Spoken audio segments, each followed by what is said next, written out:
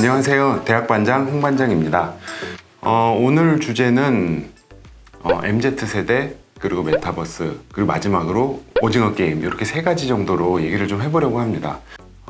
첫 번째로 그 MZ세대에 대한 얘기를 좀 하겠습니다. 그러니까 저는 세대, 우리나라에서 이제 뭐 세대를 구분하는 것들이 아마도 마케팅적으로 거의 처음 활용된 게 X세대 때가 아니었나 싶습니다. 뭐 지금 말하고 있는 저도 이제 X세대인데요. 이제 그 X세대는 제가 찾아보니까 이제 미국에서 X세대라는 마케팅을 시작하면서 우리나라에 건너온 것으로 알고 있습니다.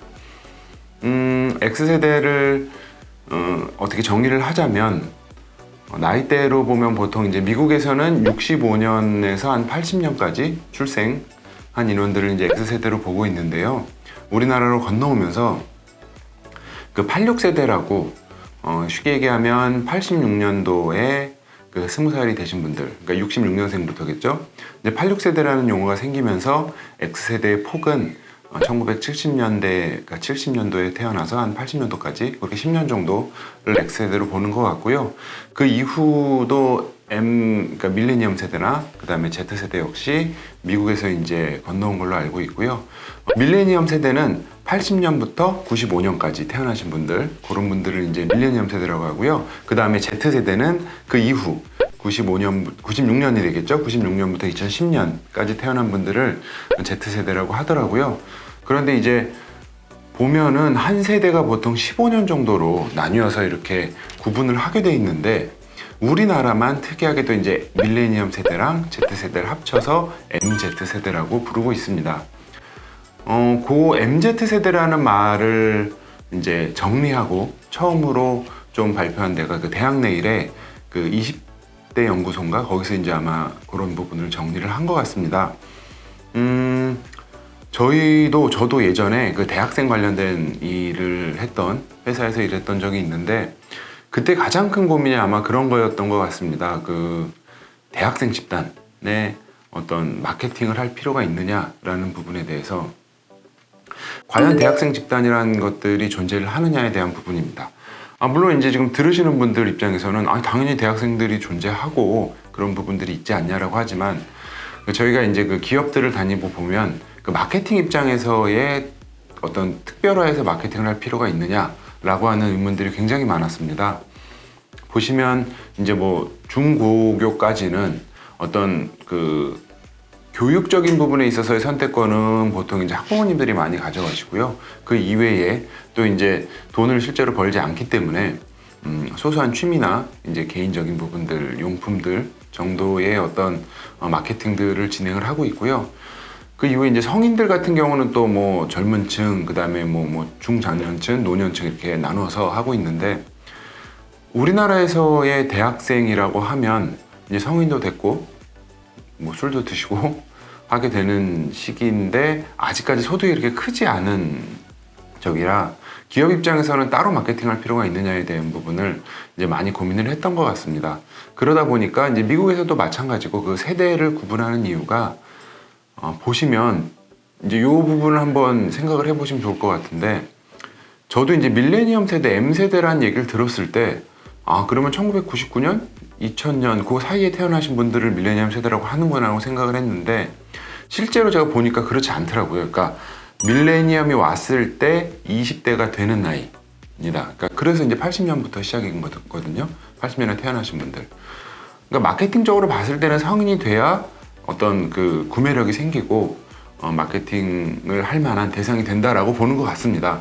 그러다 보니까 X세대도 마찬가지고 이제 밀레니엄 세대도 그렇고 Z세대도 그렇게 이제 20대가 되는 나이를 기준으로 진행을 하고요. 아까 이제 다시 돌아가서 말씀을 드리면 그러다 보니까 이제 대학생 시장이라는 것이 과연 존재하느냐에 대해서 좀 고민을 많이 했었고 한 90년도, 한 2000년도 초반까지는 그런 부분의 마케팅들이 굉장히 많이 진행이 됐습니다. 예를 들어 이제 뭐 S전자라고 하면 그 봄만 되면 시작하는 이제 아카데미 관련된 페스티벌 등을 진행을 하고 있잖아요. 근데 이런 것들이 이제 원형은 그 미국에서 저도 이제 미국에서 공부를 해보진 않았지만 미국의 그 어떤 수업, 강의실 이런 사진들을 보시면 그 사과 모양의 그 노트북들을 굉장히 많이 쓰는 걸 보실 수 있을 겁니다. 실제로 이제 그걸 많이 쓰는 이유가 성능이나 이런 부분도 있겠지만 그 대학생 할인을 굉장히 많이 합니다. 대학생 할인을 굉장히 파격적으로 많이 하고, 그게 이제 우리나라에 들어온 게 지금은 아마 MS 마이크로소프트 같은 경우는 대학생 할인을 진행을 하고 있거든요. 이제 미국에서는 그렇게 하는 이유가 대학생들이 처음부터 그런 어떤 운영체제나 노트북들을 쓰게 되면 그거에 익숙해져서 기업에 들어갔을 때도 그런 것들이 이제 계속적으로 되어진다라고 하는 방향인 것 같습니다. 실제로 저희가 이제 일을 하다 보면 모 대학교의 얘기인데, 그 대학교에서 이제 그 미국에 굉장히 취업을 잘 시키시는 교수님이 계셨습니다.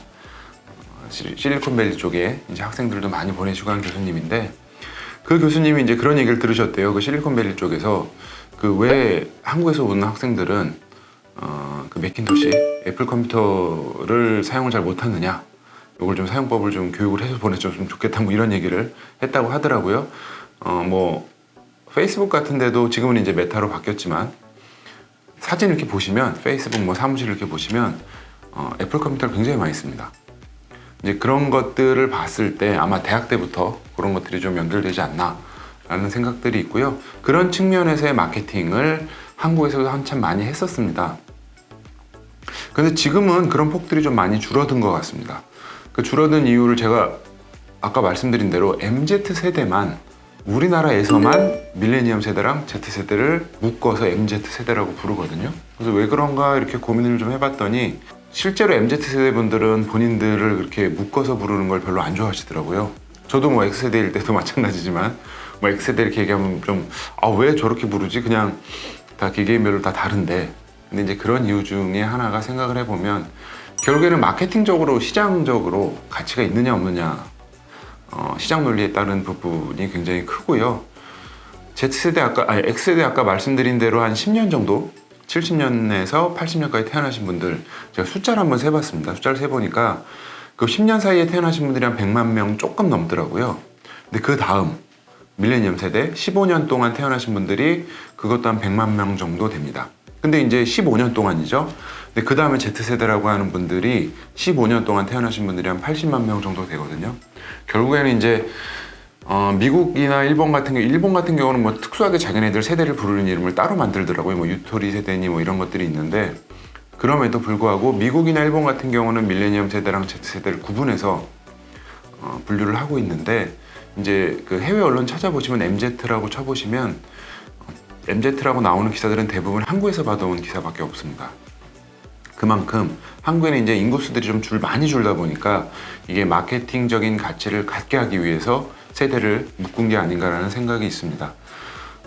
이게 이제 실제로 마케팅하는 회사 입장에서야 그렇게 되면 뭐 그래도 어떤 시장 형성이 되겠다라고 생각을 하지만 그 당하는 세대, 그 안에 포함된 세대 입장에서는 별로 이렇게 기분 좋은 일은 아닐 겁니다.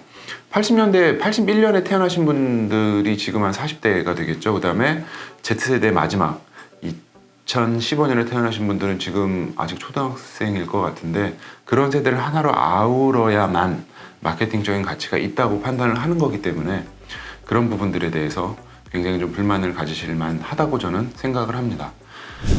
제가 이제 메타버스에 관련된 말씀을 드리면서 메타버스의 좀 부정적인 측면을 많이 말씀을 드렸는데, 그런 것도 어떤 마케팅적인 것의 일환이 아닌가 싶습니다. 점점 이제 어떤 가치, 특히 이제 금전적인 가치, 물질적인 가치 쪽으로 마케팅도 좀 치우쳐지고, 메타버스에 대한 부분도 지금 이제 기사들을 쭉 보시면 최근에도 NFT 관련해서 이제 돈이 된다, 돈을 벌었다, 얼마에 뭐를 팔았다, 이런 것들이 굉장히 많이 나타나고 있고요.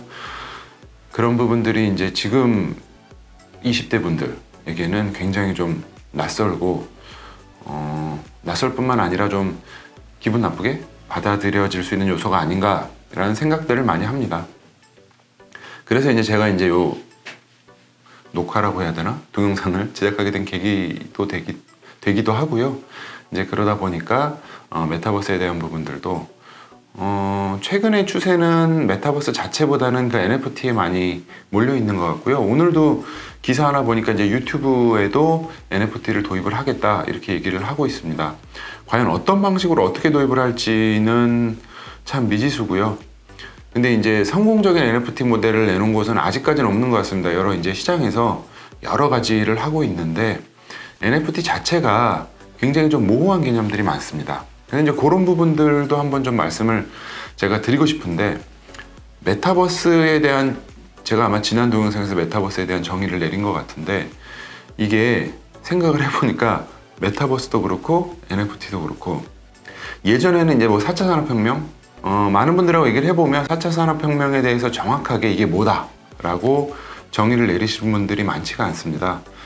그리고 그 이전에는 뭐가 있었냐면, 제가 막 취업했을 때는 블루오션이라는 말이 있었습니다. 이런 것들이 마케팅 워드라는 단어로 보통 많이 정의가 되고요. 굉장히 좀 큰 의미를 가지고 있고 뚜렷하지 않고 명확하지 않은 큰 의미를 가지고 있는 것 같습니다. 왜 제가 이렇게 말씀을 드리냐면, 반대로 생각하면 그렇게 하는 것들이 마케팅에 도움이 되기 때문입니다. 제가 이제 뭐 저번에 메타버스 관련된 정의를 내리면서 커뮤니케이션 플랫폼 이렇게 말씀을 드렸는데, 실제로 어떤 커뮤니케이션 플랫폼을 그럼 교육에 적용할 수 있냐? 지금 뭐 메타버스 관련된 것들이 메타라는 말을 붙여서 음식에까지 마케팅이 사용이 되고 있는데, 정의를 정확하게 내리면 내릴수록 좀 사용 범위가 적어지기 때문에 굉장히 큰 범위를 두고 어디에 붙여도 말이 되는 이런 식의 좀 마케팅이 행해지고 있지 않나 라고 싶습니다. 근데 그러면 메타버스에 실체가 없냐 하면 저는 실체는 있다고 봅니다. 어떤 기업이나 이런 데들이 이제 추구하는 실체는 분명히 존재한다고 보고요. 그런 부분들이 이제 자리매김하고 우리 생활 안에 스며들기까지는 앞으로 한 5년에서 10년 안에 이제 진행이 될 것 같고요. 그렇게 되면 그때는 새삼스럽게 메타버스라는 말을 쓰지는 않을 것 같습니다. 그냥 자연스럽게 지금 저희가 이제 뭐 페이스북 같은 거를 SNS라고는 하지만 그런 것들을 뭐라 그럴까? 내가 삶에서 인스타그램도 그렇고 페이스북이나 트위터 같은 것도 그냥 어떤 하나의 수단으로 보는 것처럼 메타버스도 그렇게 되지 않을까 싶습니다.